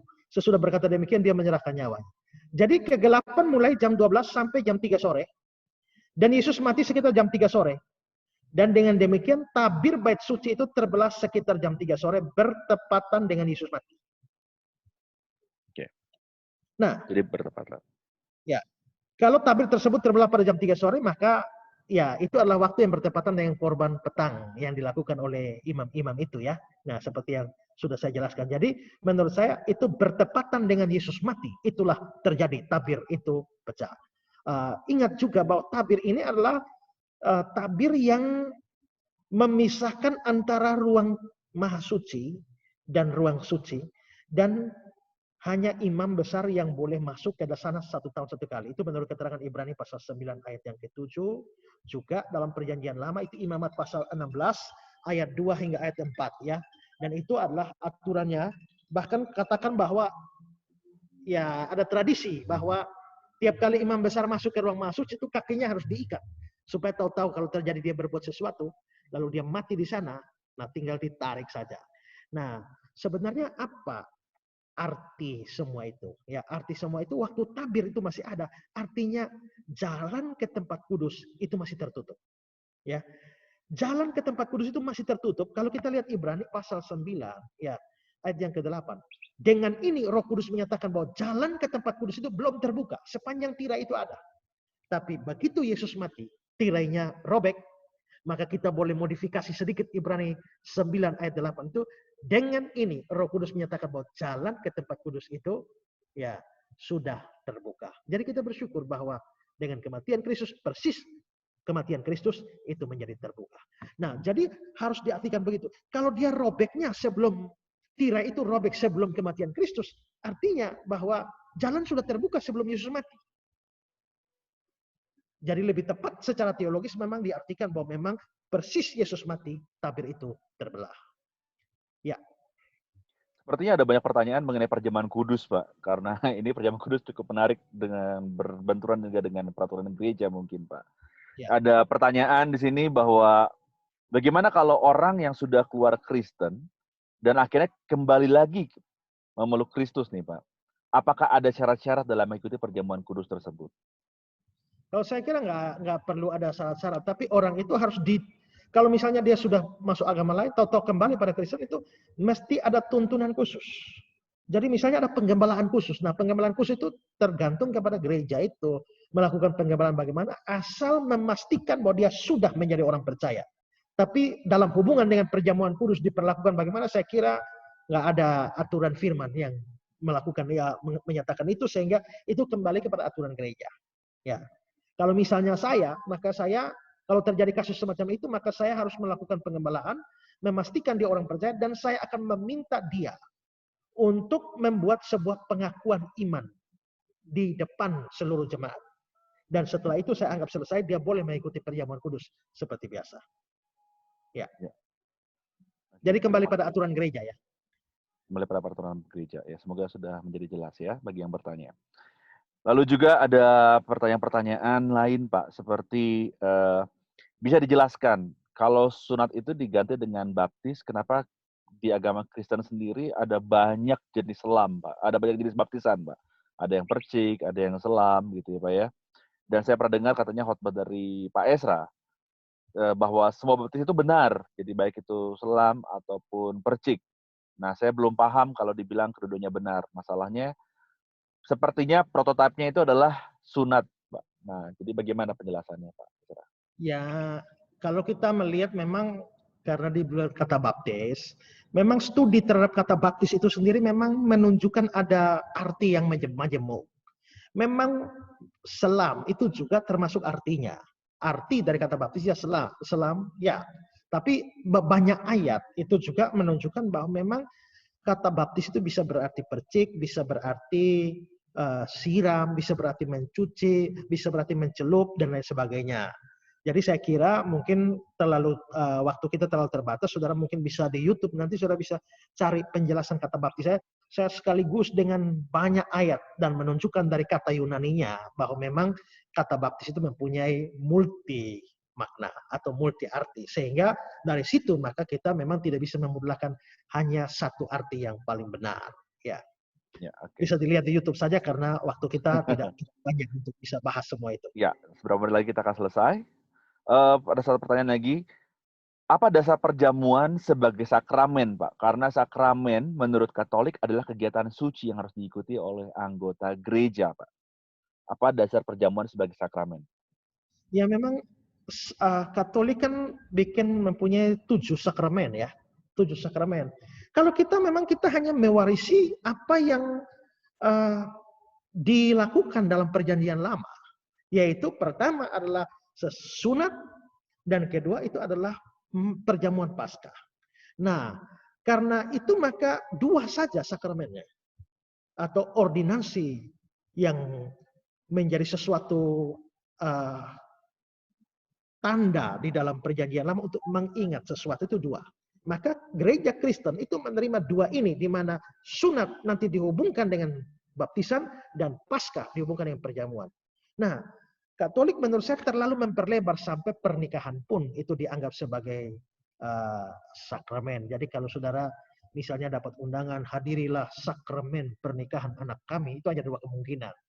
Yang undang itu orang Katolik atau yang mengundang itu adalah orang Protestan yang tidak mengerti bahwa gereja Protestan hanya pegang 2 sakramen. Jadi memang butuh studi lebih dalam tentang makna kata sakramen, tapi menurut saya dari sisi tradisi saja kita memang mewarisi hanya 2 dari Perjanjian Lama dan bukan 7 seperti yang ada dalam gereja Katolik. Ya. Baik Pak, ini pertanyaan terakhir Pak, karena waktu kita juga terbatas, jadi ini saya akan berikan pertanyaan terakhir. Menurut Bapak, bagaimana kita sebagai umat Kristen menggunakan perenungan kita akan kematian dan kebangkitan Kristus dalam menanggapi pandemi kesehatan yang kini kita alami Pak? Coba ulang. Menurut Bapak, bagaimana kita sebagai umat Kristen menggunakan perenungan kita ini akan kematian dan kebangkitan Kristus dalam menanggapi pandemi kesehatan yang kini kita alami Pak?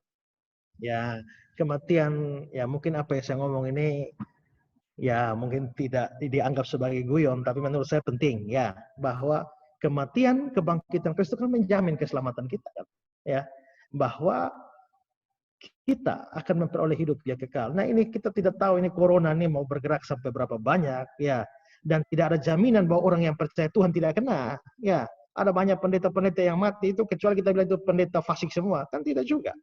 Nah, kalau ada anak-anak Tuhan yang kena, artinya terbuka kemungkinan bahwa kita orang yang percaya ini kan juga kena.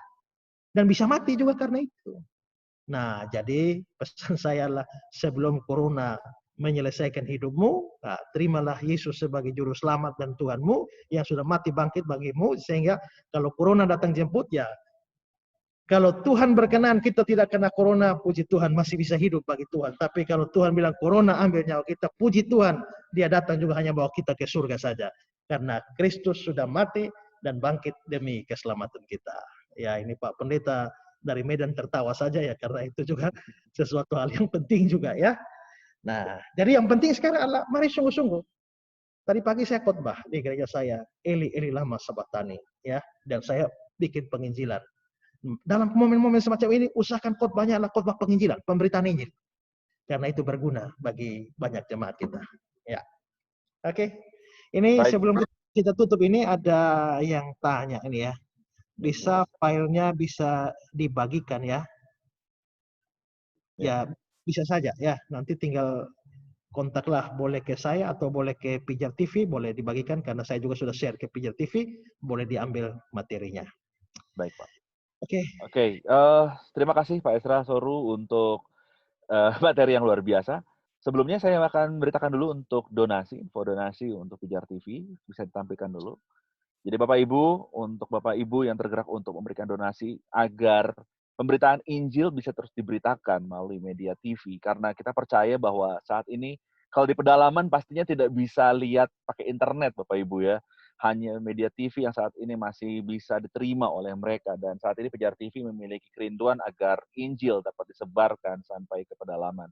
Oleh karena itu, dukungan donasi Bapak Ibu Saudara tentunya dinantikan. Rekening BCA 505-518-2121 atas nama Yayasan Pelayanan Media Indonesia, bagi Bapak Ibu yang rindu untuk ambil bagian, karena kami percaya ketika Bapak Ibu menjadi donatur, berarti Bapak Ibu adalah pemilik dari Pijar TV ini sendiri. Karena Pijar TV ini bukan milik segelintiran orang, tapi milik kita semua Bapak Ibu. Rekening BCA 505-518-2121 atas nama Yayasan Pelayanan Media Indonesia bisa menjadi tempat di mana Bapak Ibu bisa mendonasikan dana Anda mendukung gerakan Injil sampai ke pedalaman melalui media TV. Baik, terima kasih. Oke, Pak Jo.